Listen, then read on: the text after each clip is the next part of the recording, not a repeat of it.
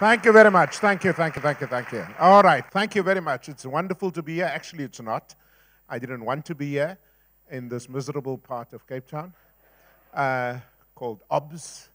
And we used to avoid this because of, the hippie culture and the drugs and all the white folk. But it's really great to be here. It's a very sad day for my family because I left home with a heavy heart this morning because my wife and I today are married for 27 years. And the reason this is difficult, no, wait, hang on. The reason this is difficult is that when I left at 4 o'clock this morning, I thought that I would, cheer her up because obviously I was feeling guilty being, a Christian. You feel guilty just,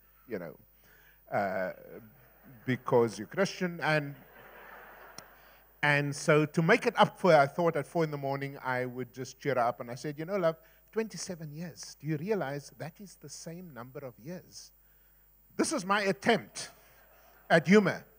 This is the same number of years that Mandela was in prison. And she took it up. She took it up the wrong way. She thought that I was comparing my marriage to a prison. But I didn't see her behind me because I was brushing my teeth, And as men typically do, you keep digging, And so I said, maybe, I should never have done this. I said, maybe I will also now be released. Oh, Lord. That did not go down well. Anyway, it's good to be here. Actually, I've been here the whole week, and it's been absolutely wonderful being in this crazy city. And I've had about, so many meetings a day. It's amazing. But what has been really, really stunning was the number. By the way, did they force you to pay to come here? This is ridiculous, And they call themselves church people. But everywhere I went, I would bump into somebody. I took some laundry away here on Belvedere Road. The guy says, "Oh, we'll see you on Thursday night." I said, "For what?" He said, "Jubilee Church." You guys have done amazing marketing campaigns. So everywhere I've gone, people have been here. And so people know you, which is really nice. But the other day, it turned horribly, horribly wrong. I was at some American function, Thanksgiving function, and I came in there, and there was all these sort of huge, American actors and actresses, and the ambassador invited me to speak to them. And suddenly, out of the blue, the waiter came running towards me, and he recognized me, and he grabbed me, or he tried to grab me, and he said, "I just want you to know you're my hero. Every time I see you on television, I'm so proud of you. You need to know you have many admirers," and on and on and on. And then he called the other waiter. He said, "Sipho, come over here. Do you know who this man is?" And Sipho said, "I have no idea." He said, "This is Forrest Whitaker." It is horrible. It's absolutely horrible, horrible, horrible. I tried to say Denzel, but it didn't work. Anyway, thank you for coming, and thank you for being here, and I'm looking forward to the next speaker. So, on my campus, I have 32,197 students as of this morning. And I've watched them very carefully for the 6 years and 5 months and 2 weeks and 3 days and 14 hours that I've been there. And I found that just by looking at these young people, black and white, gay and straight, South African and foreign national, Christian, Muslim, Hindu, Jewish, and Stormers, just by looking at them, you get a very, very good sense of the future of the country. A very, very good sense. And I sit with them and talk with them and pray with them. My house is always full of students. If you went there right now, there's probably 6 or 7 students. And the other day I got very upset because the same number of students who went to bed was not the same number that woke up. So more of them came during the night. And I realized things were getting out of hand when one of them stood in the kitchen and said, "Prof, what are you having for breakfast?" I said, no, this is getting out of hand, okay? I'll choose my own breakfast in my house. But I love these kids. And you can imagine when we had that horrible thing happen on campus, I was destroyed. I called my colleagues together and I say, what is it we have not done? What did we not do? Everything they ask, we do. Because I believe you're there to serve young people and so on. So these are tough times for university principals. It's the second most difficult job in the country.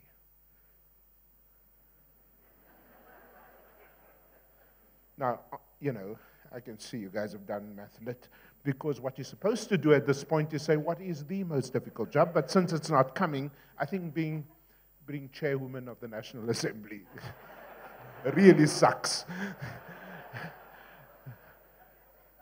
So what I want to just do is to share with you what I've learned from these young people, and by watching them. I'm a bit of an amateur anthropologist, so I go around just looking at people and looking at body language and trying to learn from the way people talk, from what they do not say, for how they behave, for, by the way, if you're black, here's a really good one. Go in Cape Town to any shop, buy something, and then ask the teller, excuse me, do you have any discounts for black people? Oh, please be very careful where you do this, okay? But the body reaction is priceless. I love it. I love it. People often ask me, what is fundamentally the problem with the South African education system? It's actually very simple. It's that the system of education doesn't expect much from young people. I can prove this to you, but I don't have time. We don't expect. We treat young people, black and white, as if they're dumb. And that is why, despite the fact that we spend more money than any other country on the continent, in fact, any BRICS country, on education per capita, both as a percentage of the national budget as well as a percentage of GDP, we spend more money than any other country with the worst results. How do you explain that? Very simple. We don't expect our young people to do well. A friend of mine was recalling the other night how when he went to a South African university for his engineering degree, he said on the first day, this is before they even taught the kids, on the first day, the professor said, look to your left. Did any of you have this experience? Look to your, all the UCT students, look to your left and look to your right. By the end of the first semester, there'll only be one of them left. So he went to MIT, which is a very famous research university in Boston, Massachusetts, and went to do his master's degree there. And he says, as he came into the room, the professor said, look to your left. And he said, oh, Lord, you gaan ons alweer. And the professor said, the guy on your left is likely to be the CEO of IBM, and the guy on your right is likely to be the CEO of Hewlett-Packard. You see the difference? We do not. That is why we have pass rates of 30 and 40%. What self-respecting nation allows a kid to pass with 30%? That is why the subject in school with the highest pass mark is life orientation. And the school last year that had the highest mark in life orientation was a school that happened to have the highest number of teenage pregnancies. Go figure.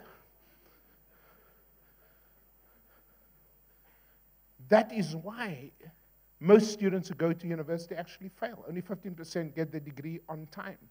It's because of the expectation that you won't do well. And so the first thing we need to do is not throw more money at the problem, but look at students differently. Now, I want you to notice this girl on the left. Her name is Lizanne Kutsia. She's blind.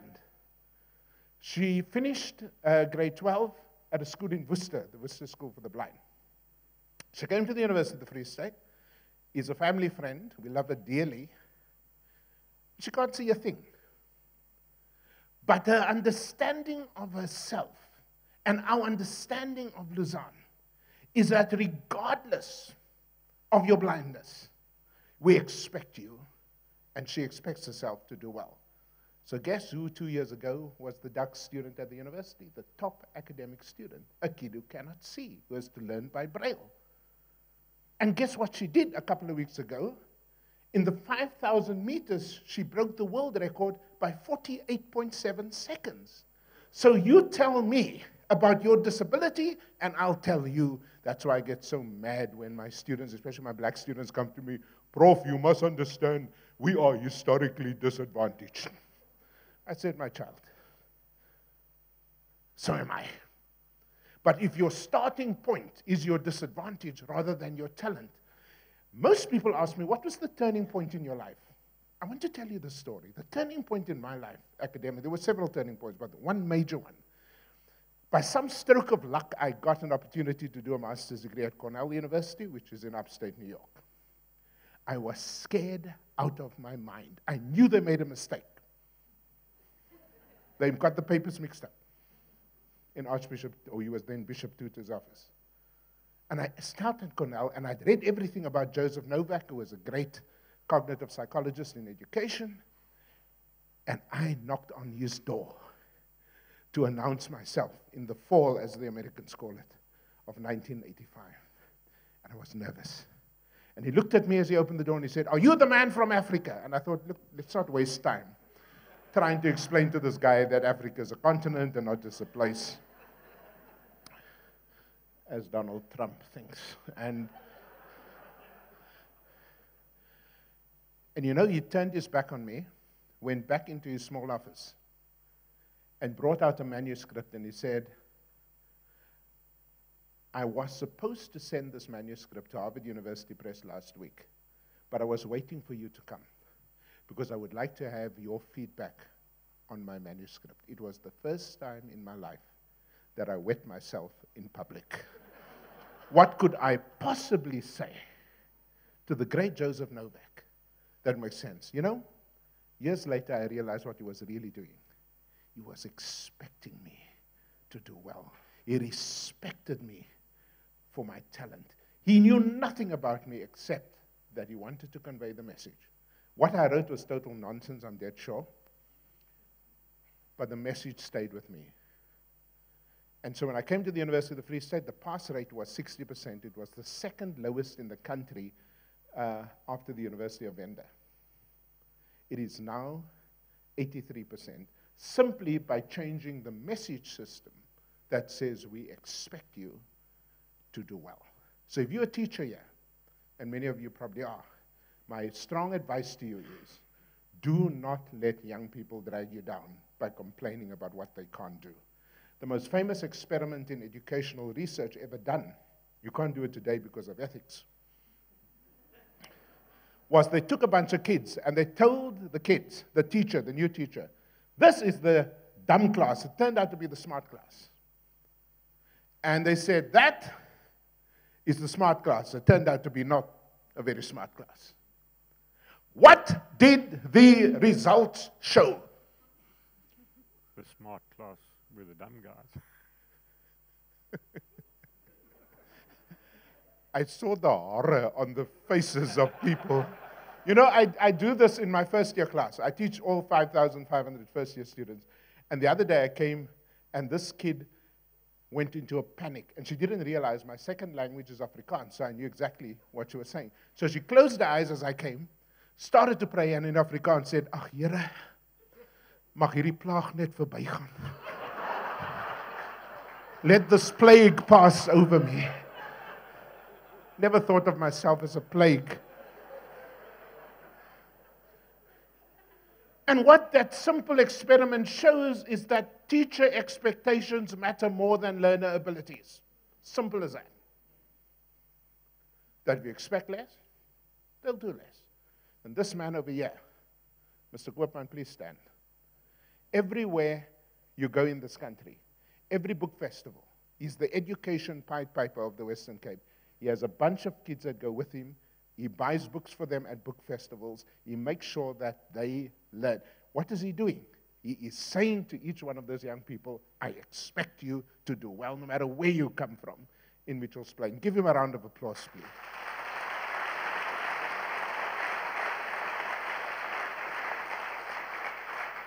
The second point I want to make to you today is that if we're going to understand the impact of a horrible education system on most of our children, you have to understand that simply sending them to UCT or UWC or Kaput, who the hell came up with that acronym? Kaput. You dare not think that the only problem of young people today. That's why we're having all this trouble. It's not because they're cognitively challenged. It's because of all the other problems, problems of poverty, problems of disability, problems of sexual identity, problems of urban, rural experiences. Students come, and this young woman, a beautiful woman, who half the year lives in our home. My wife has taken her on as a mentee. She was raped at the age of 9 by a cousin in Dealsville on the road to Kimberley. Her mother said, don't go to the police because the cousin's father provided food for the table. A very familiar story if you lived in the Western Cape. So she moved from this house to a shack outside Bloemfontein. And one morning she woke up and heard her mother screaming for her life. It was a father beating her mother to death. And once her mother was killed, her father said, go get a bucket of water and you wipe up the blood. And Mr. Falstead, the principal at the time of Grey College, brought this young woman to my office, put her in a good school, which is UNISI, girls, and said to me, I want you to speak and hear her story. Speak to her and hear her story. So one night she came to my office. Mr. Falstead left, and she told me the story, and I cried like a baby. I couldn't believe that a young kid could have so much trauma in her life, as Nozimanga Bonnier, or Nozi as we call her. And as she stood in the corner of my office, I said, if your mom was alive right now, what would you tell her? And she said something I'll never forget. She said, I'll tell my mother I am now stronger than I've ever been before. That doesn't mean that on the anniversary of her mother's death, like the other day, she breaks down. She really breaks down. It's a trauma that is very difficult to understand. So many levels, and yet there's not a day that goes by where I don't have a student in my office telling me about a horrible trauma. So you can teach them biochemistry, and you can teach them sociology, but you also have to teach them in this country how to get through this very difficult life. I came here this evening because I'm depressed about the state of our country. I'm depressed about the lack of morality in our leadership. I am depressed about the fact that we might head for junk bond status and that the economy is growing at 0.5%. I am depressed about a whole lot of things, but I came here today to tell you that next week, guess who is graduating with an honors degree in molecular genetics? Nozimanga.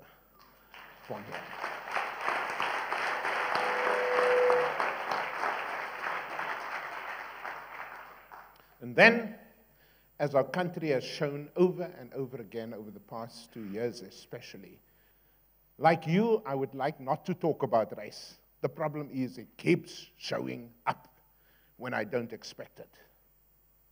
We've got to talk about this. You cannot have a white church and a black church. You cannot have a white school and a black school. I want to say to those of you who are parents and those of you who are about to become parents, I can reliably tell you whether your kid is going to be racially messed up, depending on who it is who comes over to your home on a Friday night for a braai. I can tell you your kid is going to be screwed up. If all the people look like you, pray like you, make love like you when you're married, speak your language, come from in your national borders, then I can promise you your child is going to be messed up. And then we send them to university at the age of 18, in which they have already decided what is good and bad, what is high and low. And you expect us to make them non-racial angels. But the Voortrekkers already messed them up. The Dominee already messed them up. The church already messed them up. And you see, my 2 kids, since the day they were born, when they looked around them, the first thing they did was not to go to the gospel church. They went to Shabbat on a Friday night with my Jewish friends. That didn't make me less of a Christian. Hopefully it made us better Christians. But the problem is, especially in very cliquish Cape Town, is that you stick to your own. And then you're surprised when you see what you did at UCT and other places, and at my own university.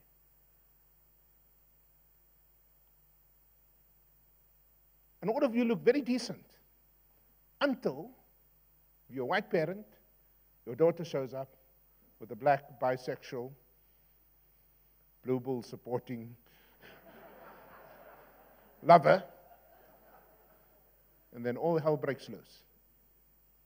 And I'm not here to tell you I'm better than you. I'm actually worse than you. You need to know that. And I was seriously upset when my daughter came home with my son came home with a white woman. And I said to him, Mikhail, of all the beautiful black women in this country, you come home with Catherine. I was upset. So 3 weeks before the wedding, he said, Dad, I beg you, you've got to meet Catherine's parents before the wedding. It's going to be embarrassing if you only meet at the wedding. So my wife and I jumped in the car in Bloemfontein, drove to Linwood, Pretoria, to meet the enemy. And when we got there, on the one side of the table sat the black Jansens, and on the other side sat the white Bartletts. And then I decided to speak to these white people as if they were deaf. And so I said, Sir!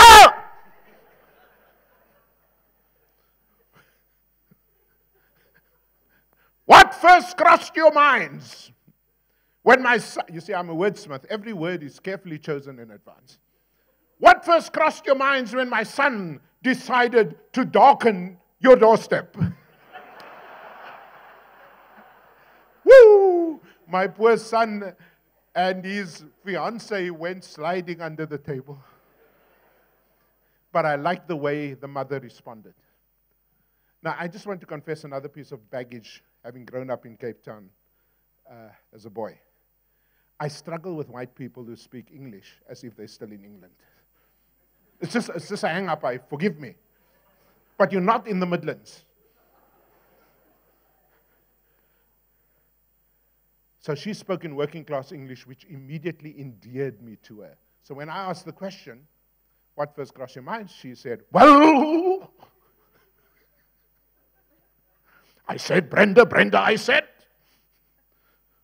are you truly a non-racist? So when she saw my black boy, she didn't judge him. She questioned herself. I ran towards her, gave her a huge hug because she's huge. And we've become really, really good friends. We have become really, really good friends as a result of that encounter. What is the point of the story? The children are better than us. So let me give you the bad news. You old people here, there is nothing we can do for you. Because like me, you've had 50, 60 years of crap poured into your head. And it's difficult for us. But I can tell you with authority, your kids will be fine, provided you give them the space, the right choices, and the right example. So, of course, Mikhail got married to Catherine. We're praying for grandchildren. I was so desperate, I gave them, as a wedding gift, African fertility beads. But alas, nothing has happened yet. And then, of course, Sarah came home, my daughter, and said, Dad, I'm in love. I said, Sarah, not again. And so at 3 in the morning, this kid, the boyfriend, comes in from Durban on a bus. But you see, in my culture, you can't just walk into my house at 3 a.m. to see my daughter. So I woke up, waited for him, and he came in stretching out his hand to greet me. Did I ask for his hand? No. So I left him hanging there. Just left him hanging. I said, son, what is your name? He said, Mpo. I said, ha. All my friends called Mpo. A woman. What have you not told my daughter? You need to be sure, you know, Caitlin Jenner, you need to be sure. I said, where are you from? He said, Belito. I I said, listen here. I've lived in South Africa all my life. There is no place with such a stupid name, Belito. It's not even a Zulu name. So my daughter looked at me, she says, Dad, Google it. Which I did. Did you know, ladies and gentlemen, north of Durban, there's a place called Belito? You know. So I knew I wasn't going to get very far with this kid. So I did what normally disqualifies these young people. You see, my daughter was born in Menlo Park, California. And when she was born by cesarean section, I was there. And I saw the blood and the guts.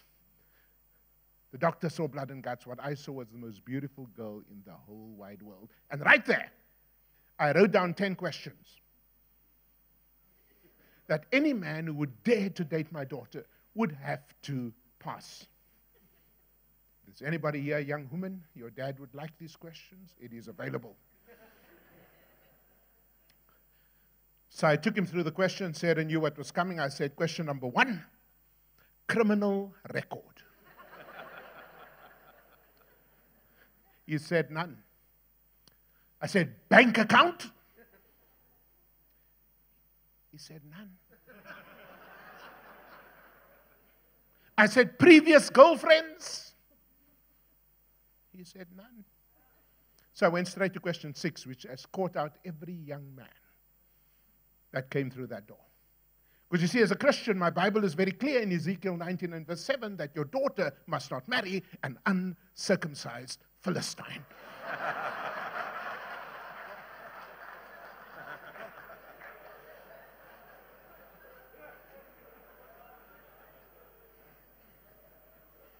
So I looked him straight in the eye and I said, are you circumcised?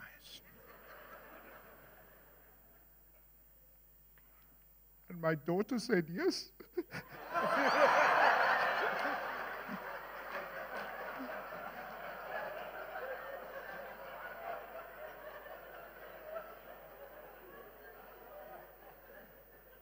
Look carefully at this young woman. Her name is Tanya Cullets.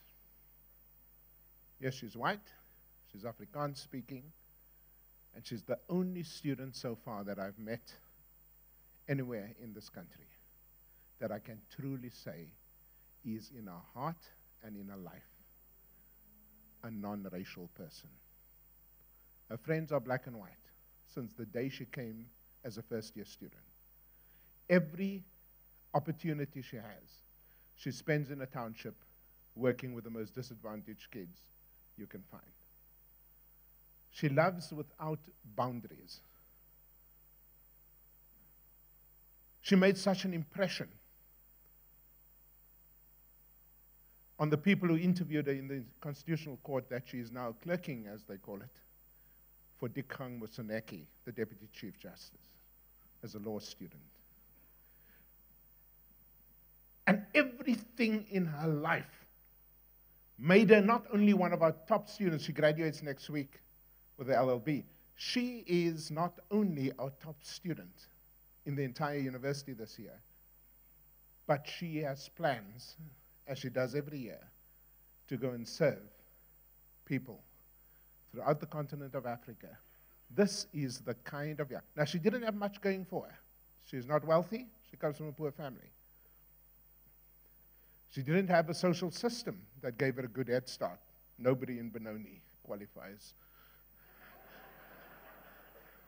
as advantaged. But I would walk through fire for this young woman because she represents the values that can make this country what we all dream about. That's what you want. Keep short lines. As you heard, I'm on social media, Facebook, Twitter, and so on. Not because I have time to waste, or as a kid at Cedar House asked me here in Kenilworth, do you have ADHD? I was so upset. But this young man is from the most dangerous school in South Africa. It's called Oscar Mpeta High School. It's in Nyanga. It's next to a taxi rank. I've been there 20, 30 times. You don't want to go there unless you're feeling suicidal. And a teacher who was a matric marker called me and said, there's somebody at a school who got the highest marks in the Western Cape for history. His name is Sinolo Sem.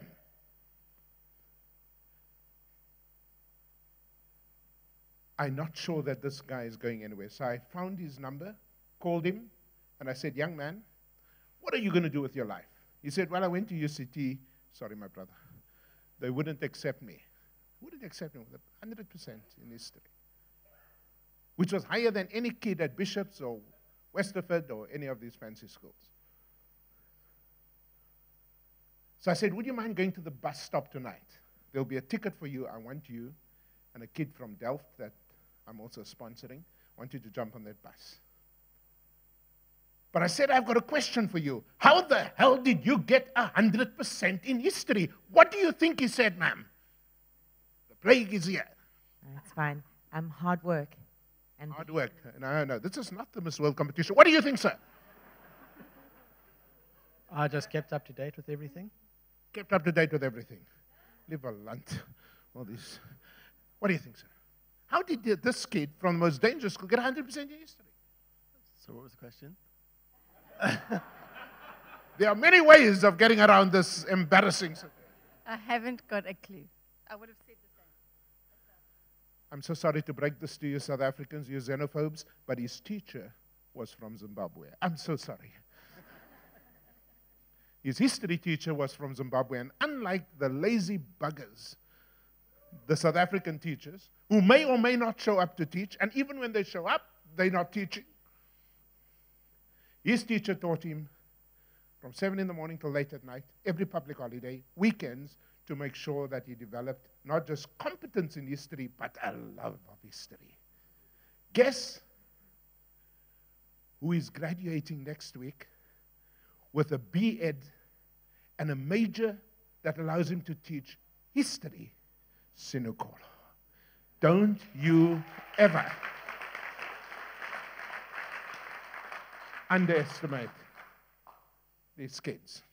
You probably know this guy. He's not from Cape Town. You buggers have been trying to claim him. He's actually from Heidedal in Bloemfontein. Now, most of you will know that he holds the gold medal from the recent World Championships over 400 meters. He's the first non-American ever to win the 400-meter gold. It is normally, an American that wins that, from the days of Ed Moses in the hurdles to today. He's a student in our program in physical education. But what people don't know is that he recently also ran the 100 meters in under 10 seconds and the 200 meters in under 20 seconds. And I said to him, wait, what's going on? He says, in order to win the 400 meters at the Olympics this year, I need to prove that I can run the short distances first. And there's a lesson there. There's a lesson there. And as you push your students, as you encourage your young people, don't set impossible goals. Make sure that they hold short accounts as they develop their talents going forward. Teach responsibility. This young woman's name is Zandile Kwela, also a very close friend of the family. I went to our house in Umlazi. It's a small little shack full of people on a hill.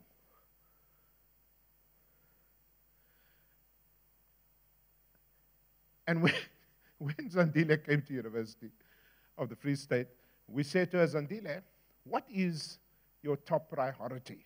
And remember, she doesn't have, she's first generation, there's no family members that went to university. What's your first priority? What do you need desperately as a first-year student? And she said, a dishwasher. And we said, listen, students don't normally do dishwashers, but say anything else. But we had to work with Zandile to teach this beautiful young woman that the way in which you're going to succeed is not to be too dependent on the university. We'll help you, but then you have to establish your own. You have to call for things. You have to raise your hand. You have to demand things. And so through this process of mentorship, which my wife has been very good at, she has now developed into. Now, by the way we brought her to the university is we saw a story on ETV. She had gotten 6 distinctions in grade 12 in a school called Menzie High School, one of the best schools in Umlazi. And we saw her mother crying, and it broke my heart. Because you see, when you cry in English, it's bad. When you cry in isiZulu, it's really bad, you know. And they asked the mother, why are you crying? And she says, my daughter has nowhere to go. So we put her on a plane, and she came to the Free State. Guess who's going to get the Bachelor of Accounting degree and qualifying to do the CA, the Chartered Accounting qualification, which she will fly through. And in 1 generation, the domestic economy changes. The family moves out of it in 1 generation. And that is my hope for this country. I am convinced that the reason our government doesn't understand the importance of education and our president is that he has never been inside a university. You see, if you don't know what it is, what it does for the economy, what it does for personal development, what it does to change the family's destiny, then of course you undermine it. You undermine it. And that is our dilemma at the moment, and we're very proud of Zandile. Most of you will know this other student of mine, Rolene Strauss, the outgoing Miss World. What you don't know is that before she became Miss World, she was Miss South Africa. What you don't know is that before she became Miss South Africa, she stumbled. And I was there. And she called me up and she said, Professor, please, would you come to Sun City? I am about to compete for Miss World. Now, between you and me, if you give me a choice between a Miss World competition on a Saturday and a Blue Bulls game, I choose the Blue Bulls game. But she asked so nicely, I said to my wife, we better go. So I was tired, and we drove through to Sun City. And then the judge asked this kid from a small town in Mpumalanga called Volksrust, where there's not very much English of any kind. He says to her, do you think, remember that final question, because up to that point, Kino Kamis tells me she was going to win. They asked her, do you think the country has become blasé about the Miss South Africa competition? Now, between you and me, blasé is not a word that features regularly in our everyday discourse, right? So she stands there and she freezes. What the hell is blasé? I mean, I could see in my head, blasé. And right there, her dream of winning Miss South Africa ended. As soon as the competition was over, I ran to her and I said, you are going to try again. And you are going to win. Oh, she says, have no doubt. She took a year off, went back to third-year medical school, and she tried again, and she won, and as you know, she also won the Miss World. I want to tell you something about working with young people. Don't just be there when they succeed. Be there when they fail. Be there when they fail. It is a human thing. And so I watched those students on a rugby field, and it broke my heart in a million pieces. And I'm sorry to tell you this, but I love them when they fail, even when they do something so incredibly horrendous. You can't just be there when they turn around. You've got to be there when they fall. I have not yet seen a mother in countries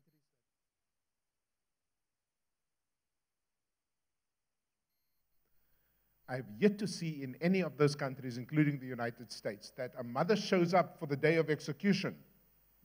Have you ever seen a mother say, yes, he murdered that person. Let the bugger hang. What is the standard phrase that a mother uses?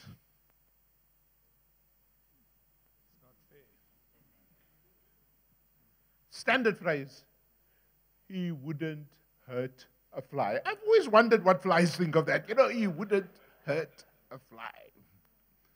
Because, you see, the reason the mother can't face that reality is because that child is part of her.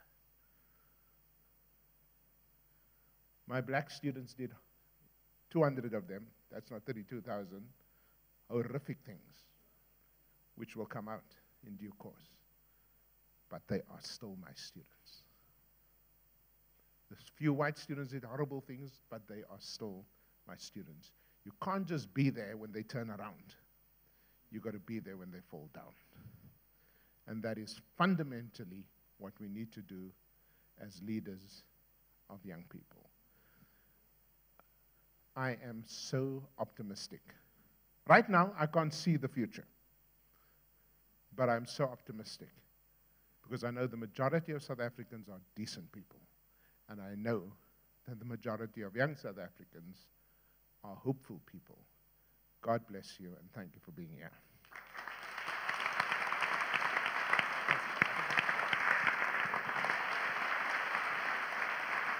Fortunately, that's not the end. I'd love you to grab your microphone and come join me. We're going to have a seat next to each other. And as I indicated throughout today, hopefully you guys have been firing SMSs, and our team at the back has done their best to kind of collate those. They're going to appear on the screen. While they're getting the technology ready, Prof, maybe a personal question, feel free to answer it as you will, but where do you stay buoyant? How do you stay buoyant? How do you find hope? I mean, you said there's some things that anger you, but I mean, tonight's been a marvelous show of someone who sees the issues, but yet is full of hope. Where do you find that hope? How do you? Yeah, you know, I spend a lot of time with people. People is my business, you know. And I'm always amazed at how, in the most dire of circumstances, people are hopeful. I didn't like Chris Barnard. I thought he was too much of a womanizer. I thought he was a bit arrogant. But there was something about Chris Barnard, the heart surgeon, that I really liked. Close to his death, he said, you know, no matter how bad the situation, the role of a physician is to give the patient hope. Even if it's just pain management, your role is to give hope. Now, let me tell you, you can choose to hang out with people who are consistently negative. I don't make that choice. So I choose to be with people who see the good in others and who make the choice to try and change the circumstances. So give you an example. About 2 weeks ago, I think it was, I heard from a family friend over many years, Joanna Flanders, that she works in the Pollsmoor prison system. And she said when we had that violence on our campus, the prisoners, these are seriously bad dudes. They had just been convicted. They're going away for many years.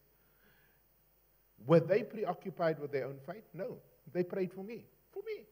An overweight black guy in Bloemfontein. 1,000 kilometers away.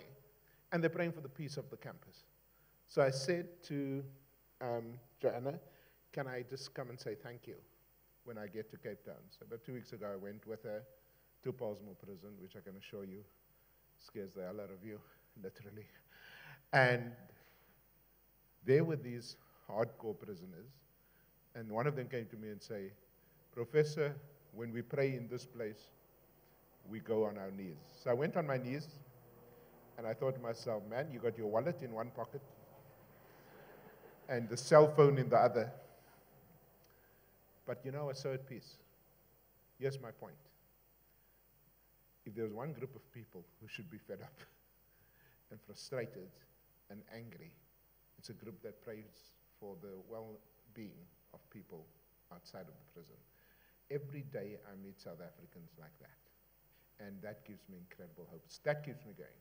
That keeps me going. Fantastic. And also, as a public figure, I'm sure you get a lot of criticism, and to stay so buoyant and above that is marvelous. Let's maybe just turn our attention to the screens. Let's have a look. So, how do you work within a flawed political system and work with people of different convictions to ours to affect change? Yeah, you know, I said at Common Ground earlier today that... Sorry, Prof, I'm just aware these poor people can't see your beautiful face, so feel free to... A beautiful face, yeah, right. I said to people at Common Ground the other day, I'm old enough now to have been around in the 1980s, and especially at the height of the crisis after 1985. And American scholars were writing books that had titles like 5 Minutes to Midnight, you know? Kevin Danner, many others wrote, South Africa is headed for a bloodbath. And everybody, including myself, thought the Afrikaner nationalist government is not going to give over power, right? We're going to go down. And look at where we are today. The point is not that, that things are ideal. The point is we have come out of horrible situations before when we were less hopeful. And so what I am convinced about is that what keeps this country together is not the government, you know? What keeps this country together, and I move in all the 9 provinces, we have many meetings. I was in Durban the other day, it was 500 young people in a barn, packed. And the question they asked is, how do we change our country? So I think that it's a matter of time before the ANC realizes that the game is up. And the game is about to be up for them. I think within 2 election cycles, they'll be out of power. Whether they would leave quietly is another debate. But I think South Africans are sufficiently fed up. Watch the coming elections and look at the big metropolitan areas. You're going to see some serious fireworks. South Africans must, first of all, use the power that we have, which is to vote, to speak out, and not only speak out when you leave the cabinet, speak out when you're in the cabinet, you know, and have the courage of your convictions and so on and so forth. Having said that, whether you have the ANC in government or some other party, there is still going to be broken schools. There are still going to be poor people. There are still going to be people without homes and electricity. And that is where ordinary South Africans... I just want to tell you a quick story, because this is something that changed me.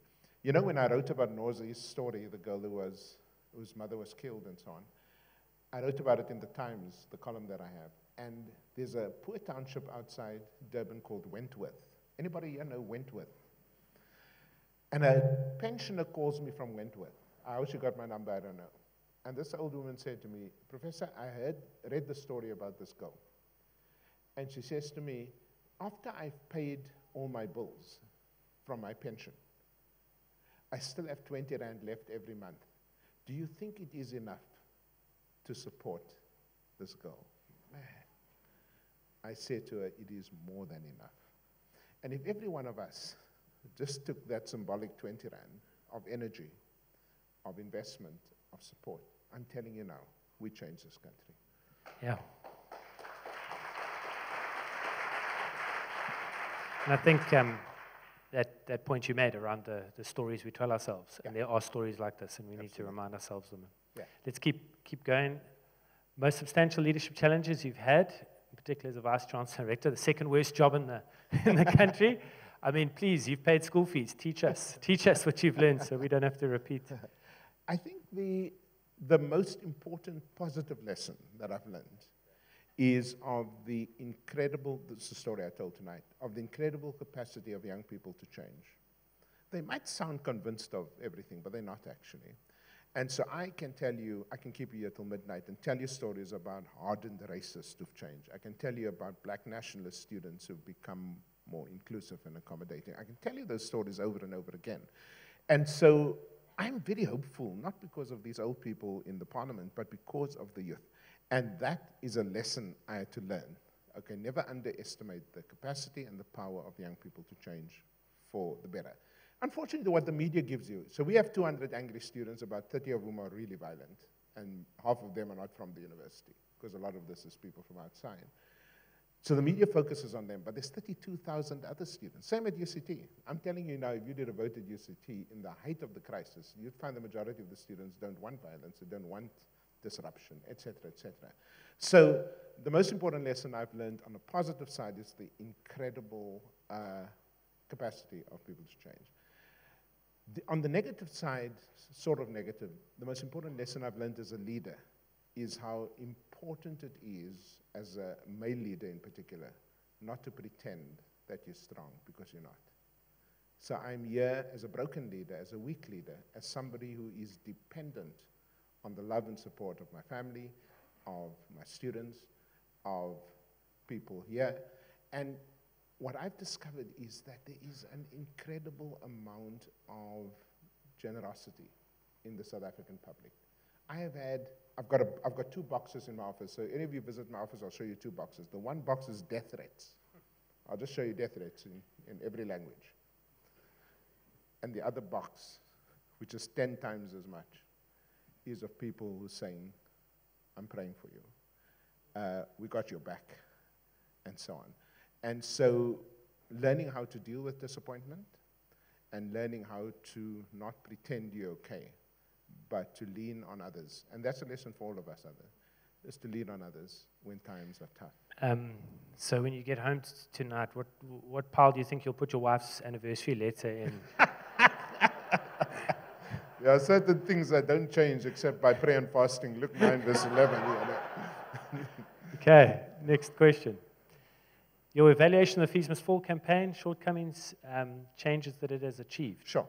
2015 was different from 2016. 2015, everybody, myself, that is why I'm on a campaign right now to raise 100 million by the end of August. And I can tell you now, every business, every bank, every industrial place I've gone to, people have offered to help us. So we will get to 100 million by the end of August. And every cent will be put in an endowment, and we'll match the endowment, the interest on the endowment, and we will give 1,000 students full registration for the next 5 years simply out of that money. That's because the Fees Must Fall campaign made it very, very clear that there are talented students who are poor. You can't send them home. You've got to help them. 2015 for me was fantastic because it was black and white students, middle class and poor students, Christian, Muslim, Jewish, etc. Everybody was together. 2016 was different. 2016 is very violent. 2016 has at its core a very racist element, a very chauvinistic element. 2016 has elements of anarchy, where people would say to you, we're going to burn this down regardless. So you burn down the admin building and a residence at Northwest University, it cost them millions, you know. You destroy statues, you burn artworks, even artworks of progressive artists. It's absolutely so. So my evaluation of Fees Must Fall is very positive. My evaluation of what's happening this year is very negative. And I think it's unfortunate that the core of a progressive student movement has in many ways been hijacked by very violent people, and that must be condemned. But just to encourage you, I think in all of this, to set a specific goal and to turn it into an opportunity for raising funds is outstanding. And so all the best with that. That's strong leadership, and I think people want to respond to that passionate call for access for all. I think that's what everyone wants. And I think the leadership lesson there, thank you for pointing that out. The leadership, you know Mulana Farid Esak, he was one of the great activists alongside Alan Bussack and Charles Villavicencio when I was a student, and I always look up to them. Farid Esak came to our university and he says, you know, Cape Townian stock, you know. Certainly I do, Jonathan. Certainly I do. I'm talking about the Cape Flats, you know. He says, you know, what I like about you people, julle vat kak and julle maak ice cream. You know, I appreciate that. It wasn't particularly a Christian expression, you know, but, you know, and I think that is what I think you're pointing to. How do you take a bad situation and make ice cream out of it? I think that's the right thing. No, well done. Next. What disruptive innovations are you excited about that you believe could result in some significant positive and safe shifts in the education sector? I mean, you've written a lot in the education sector there, and you're right. I'm sure there are a lot of teachers. Are the teachers waving at us? Where they're great. So, what do you? You know, I mean, let's just take your town. Take the Cape, right? Just this week, I have been in amazing situations. I went to a school called The Vine in Denver Road, Lansdowne, and I see a school, a Christian school, with a very deep commitment, right, to making black and white students learn together and deal with, in a progressive way, with the challenges of South Africa. That, for me, is a highly innovative thing. Around the corner, I'm the patron of Islamia School in what is now called Imam Harun Road. It used to be the old Lansdowne Road, you know. And there we were talking about how the Muslim community in that particular school setup can extend educational benefits to all children, whether they're Muslim or not. And one of the schools they created was in Vandenberg. So I see people understanding the limits of state authority, you know, in order to give. There's a couple here that's doing something similar in the Westlake area and where they live and so on. So I think South Africans are incredibly innovative at finding ways around the state school system.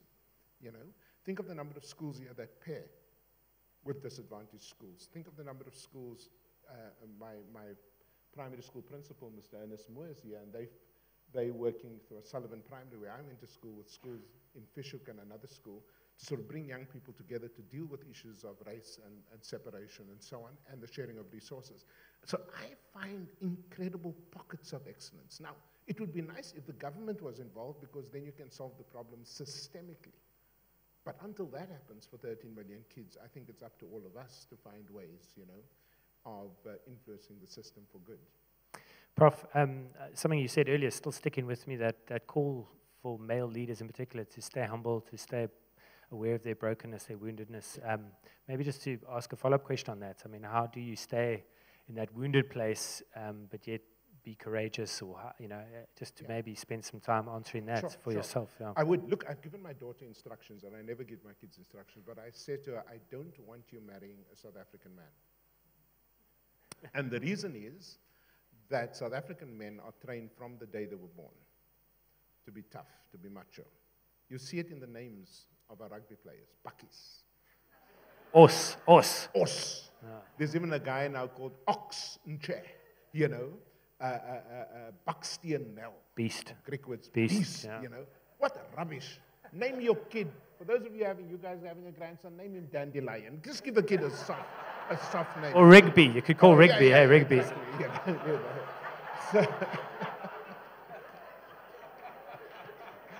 know. So I said to my daughter, I want you to marry an Italian soccer player, because long before you kick this guy, he goes flying through the air, he lands in the penalty box, which is the idea, grabs his knee, there's nothing wrong with him, and looks to the ref for a penalty. No.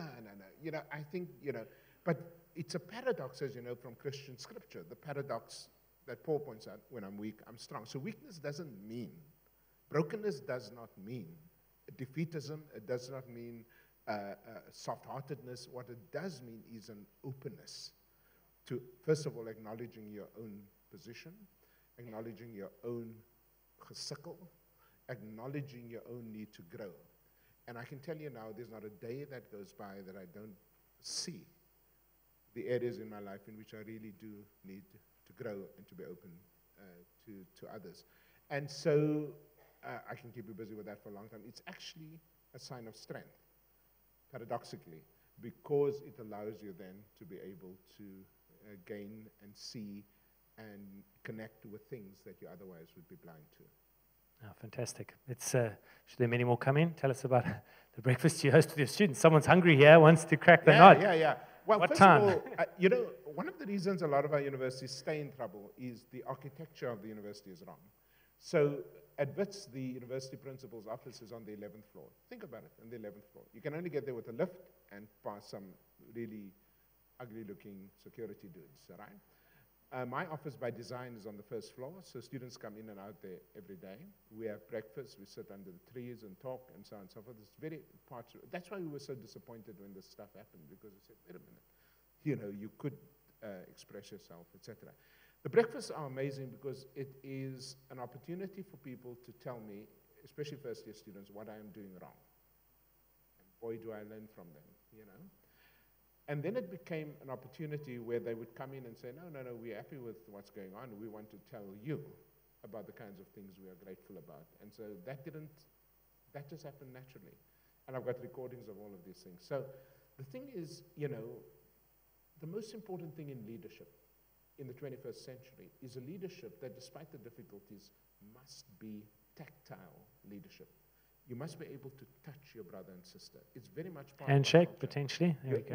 You I got your one, hand, yes. And if you're black, you know, you've got to connect, at which point your wallet disappears. And, you know... it's true. and so it's very much part of our culture. Now, in American culture, which is very strange, you know, you can get into trouble as a teacher if you hug a kid in several states, not all the states, but in several states. That, for me, doesn't make any sense whatsoever. And so I think I've written a book about this called nearness, that is beyond physical proximity, the notion of being near to you in a spiritual sense, in an emotional sense. So the breakfast isn't about the food. The breakfast, as you can imagine, is about lessening the distance, the pedagogical distance, the philosophical distance, the psychological or learning distance between those who teach and those who learn. And just to commend you, I watched you when you came in here, just meeting people, shaking their hands, so you practice what you preach on this. So thanks. Let's have a look. You rightly bemoan the rubbish that your generation was taught in the past. What do you think the generation we're teaching today will bemoan having been taught in the future? I think what this current generation will regret in the future is how impersonal teaching has become. About 2 or 3 weeks ago, I wrote a piece in the Times about PowerPoints. And our PowerPoint is the worst way of teaching, because you basically put your notes. You know what saddens me is when students at all our universities, just before, I'm sure you find this too, they would say to you, Professor, what is the scope of the exam? Is this going to be in the exam, basically? Yeah. What is the scope of the examination? I said, listen here, in my day, scope was a dirty magazine, so don't come and ask me. Well, not so dirty compared with modern standards, eh? Okay, and it's the failure of teaching to connect, the failure of fundamental. If you said to me, without using fancy language, what is the most fundamental principle of good teaching? Is to take what you know, okay, and take you to a place that you weren't before.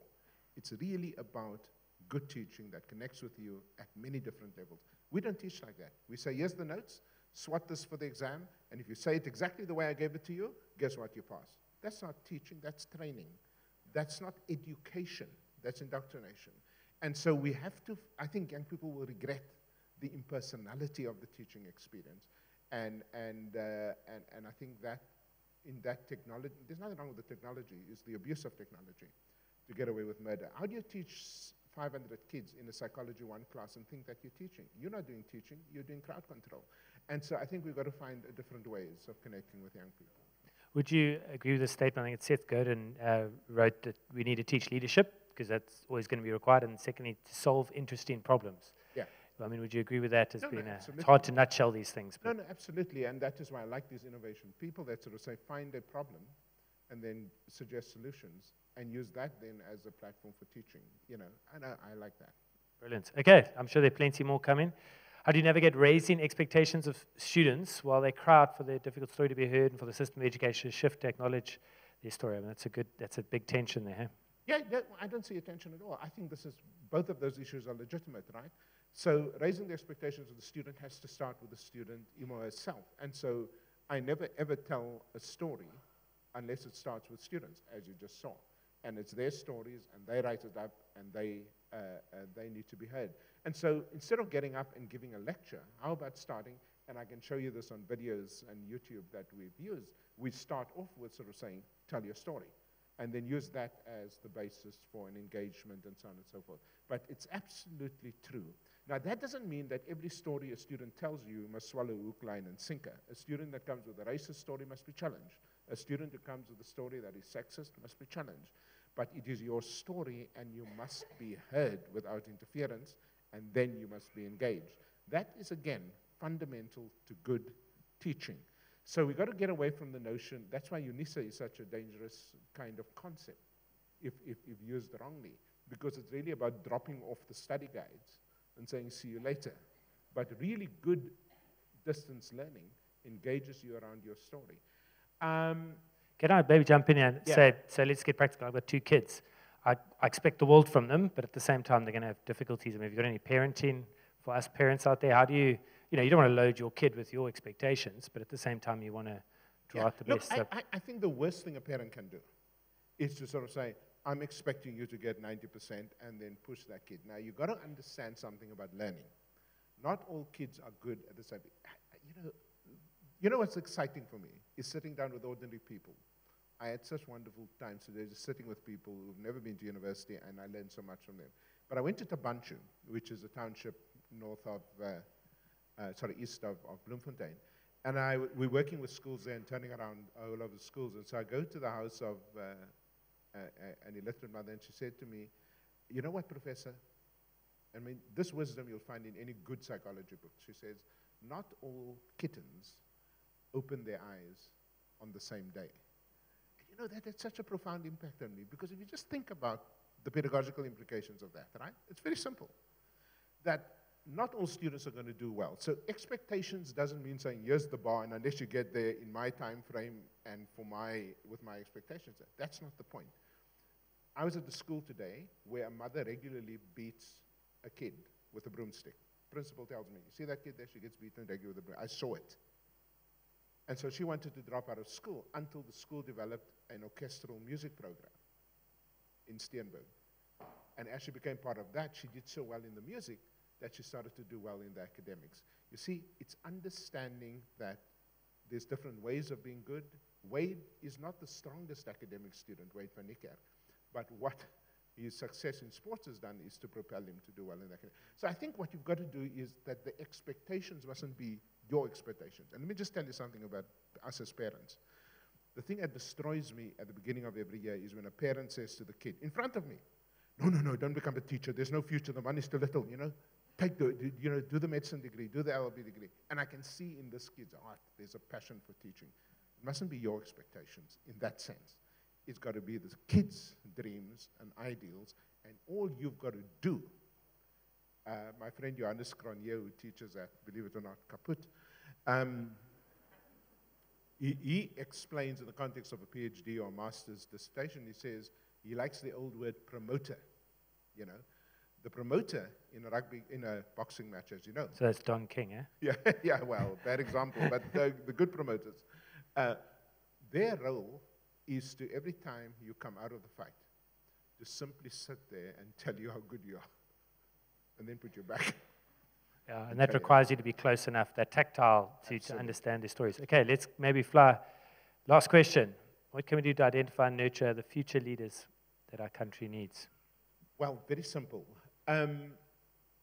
Those of you who work with young people and work with, particularly in schools and universities, the key is to observe. The key is to watch them. And you will always see in almost any situation, kids who stand out, kids who show initiative, kids who, play. But you also be careful. It doesn't mean that because you're hyperactive, you're necessarily a good leader, because leaders come in all shapes and sizes, different kinds of temperaments and so on. So you've got to look for somebody with determination, somebody with commitment, somebody who is an exemplar, somebody who is prepared to take the hit on behalf of others. And so it's very, very easy in the cause of teaching, of leading, of working with young people. I think one of the best things you can do, and I tell you where I first realized I might be a leader, was when they took me out of Standard 9, which is now grade 11. And they sent me to Worcester, to Esalen Park High School with 2 kids from every high school around here and taught us about leadership. Now, I had learned nothing about leadership. It was a load of crap. But the fact that they took me out gave me a sense that maybe I could lead, But it happens naturally. You don't have to give people modules and courses and training. You just got to observe them and encourage them to lead, and they do it anyway. Prof, I got the hint there when it said last question. It's been a fascinating hour, but I don't just want to thank you for this time. I want to thank you for the years that you've poured into developing yourself as a leader and then developing those around you. I'm encouraged by the fact that your home is a sanctuary for so many people. University is dealing with real challenges in a way that's raising money, directing a massive change for the future. And I'm encouraged by the fact that you are publishing regularly, you're putting columns out so that we don't have to just grab 1 hour with you. We can read your thoughts on Twitter and in the books that you write. So put us in the pile of people that are wishing you well, that are praying for you. Oh, by the way, you know about today's article? No.